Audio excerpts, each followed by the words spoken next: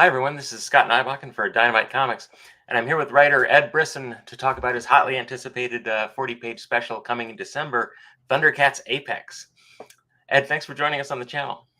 All right, thanks for having me. So to start out, I think readers are excited about Apex as another expansion of the Thundercats universe at Dynamite, which is building on the success of the main series and the Chitara miniseries.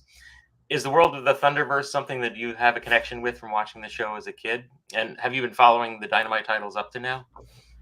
Yeah, I grew up, when I want to say when I was in grade 5 or 6, which is probably dating me, but I used to watch Thundercats. There was the Thundercats Silverhawks double bill after school every day. So yeah, I was a pretty huge Thundercats fan. I had the toys, read the Star comics as they were coming out, and over the years, I've kind of followed each reboot and sort of reimagining and comic series as they come out. So yeah, I've been into it for a long time, longer than I want to admit. And Apex, the character Apex, first appears as a mysterious figure in issue number 8 of the Thundercats main series by Declan Shalvey. But I believe you've been closely involved with the character's creation, with setting up the structure of his story arc. Can you give us a quick history of how that came about and what the process was like? Sure. So when I was offered this book, Apex was already a thing, was already like a character that they knew they wanted to establish. They had Nate, the editor, and Declan uh, had some ideas about it, but when they brought me in and I was writing to write this one shot, we did have a back and forth of really sort of clarifying what Apex's goals were, who this person was, where they come from, what they're after. So it was a pretty great bit of back and forth, because normally in this sort of case I'm hired to write a character, and here's the character, it's fully formed and go. So being able to have like my fingers in the clay a little bit to help shape the sort of desires of the character. And actually, at one point, I got to have a little bit of hand in some of the design that we hadn't seen yet, because we were still trying to figure out what Apex fully looks like under the cloak. There was already some ideas in place that were very solid and very cool, but I had to sort of flash one night, and I sent them maybe the crappiest Photoshop job I've ever done to kind of show them this idea that I had. And luckily Declan and Nate were really receptive to it, and so that's the kind of design that we're running with right now, with Apex under the cloak. Yeah, and what's under the cloak is of course one of the big mysteries, but that will be revealed in this special. Am I correct? Yes. Yeah, it will be. And Rafa's already drawn that page, and it's I think it's a page that's going to it's a page that people will be talking about, I think, when after the book comes out. Excellent. Yeah, based on what I've seen of it so far, the special has a very spaghetti western kind of feel, which it seems to fit the character perfectly. Without getting too far into spoiler territory, can you tell us more about the plot of the book and whether there might be some other special appearances in its pages? Yeah. So when we first meet Apex, or have met Apex, in Thundercats number 8, yeah. So there is some sort of like fight between Thundercats and Apex, etc. And he's clearly after something, and this issue kind of serves to sort of feed, like, he's a pretty mysterious character, and we kind of feed into that mystery, which, like, this sort of spaghetti western. It's not like a post-apocalyptic setting, but it's got both of those sort of that kind of feel to it, of like this weird spaghetti western, sort of lawless land, lawless people that Apex encounters. And for a good part of the issue, he's still cloaked. We're not kind of sure what he's after. And what I really want to do was give him this sort of like, man with no name vibe, where he's clearly after something. He's clearly very driven, very, very focused on this thing that he's after. And this issue is really about sort of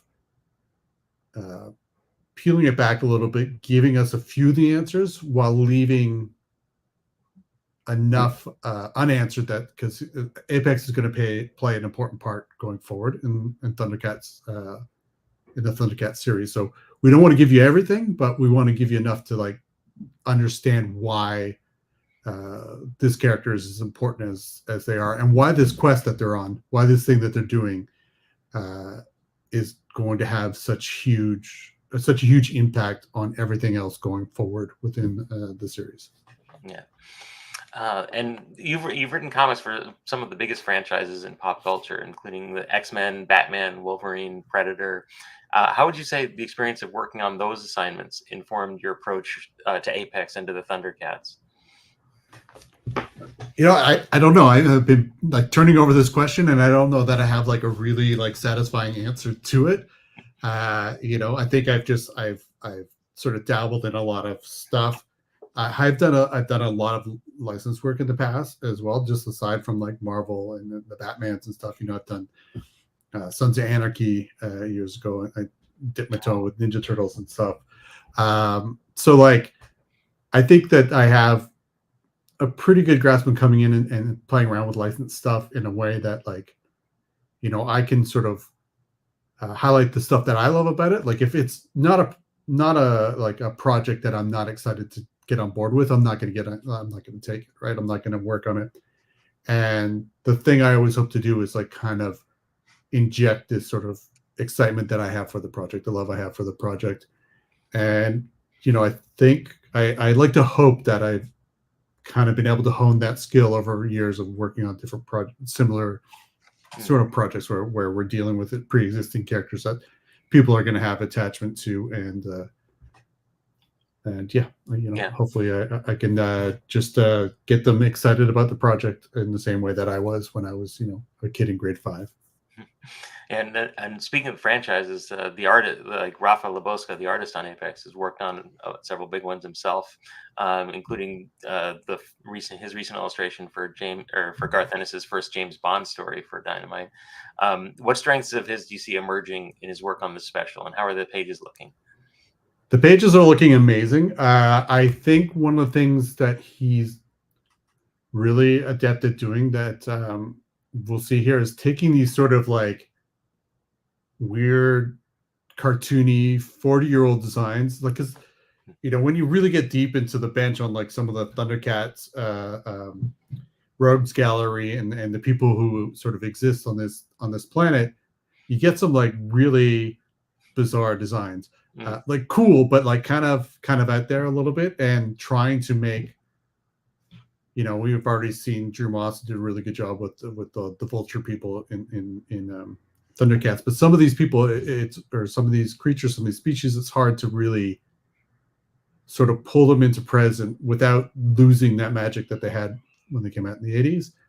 And I think Rafa's been doing an incredible job. He's really sort of grounding a lot of these characters in a way that fits our story quite well, especially with the spaghetti western. He's leaned pretty hard into these sort of like Western saloon and these like we have like these bandits who show up very early, and we have a mix of characters that you have seen before and haven't seen before, and everything feels like it fits. Like he's got a very good sense, a handle on this world, and can really sort of nail down all these designs, and like all the updated designs are just beautiful. There's I kind of skipped over it earlier, but there are some characters that if you are a fan of the cartoon from back in the 80s, and some there are some characters that are from the cartoon that are in our issue that haven't appeared in any of the comics yet. So he was the first one to kind of get a crack at updating those, and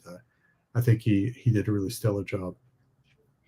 And finally, I think Apex's trusty steed, Saros, will be a new favorite for Thundercats fans everywhere.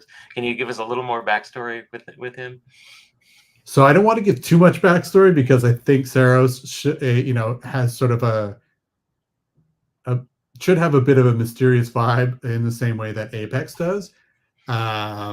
Saros is a unicorn, and if you've watched the old cartoon, you know that there are unicorn herders or farmers on Third Earth. Mm. But Saros does not look like those unicorns. He's very different from those unicorns.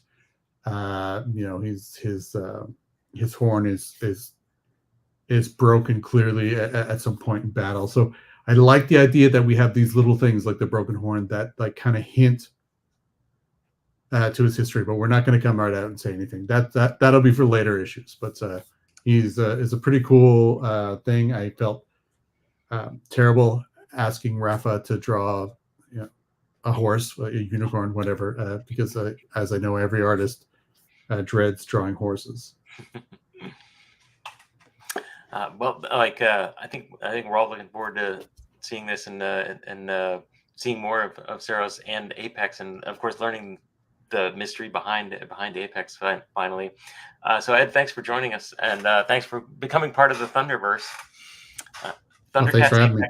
Yeah, Thundercats Apex #1 will be in stores in December. So be sure to pre-order it now and follow Dynamite Comics on YouTube, Facebook, Instagram, and X to hear more about all of our upcoming releases. And thanks for watching, everyone.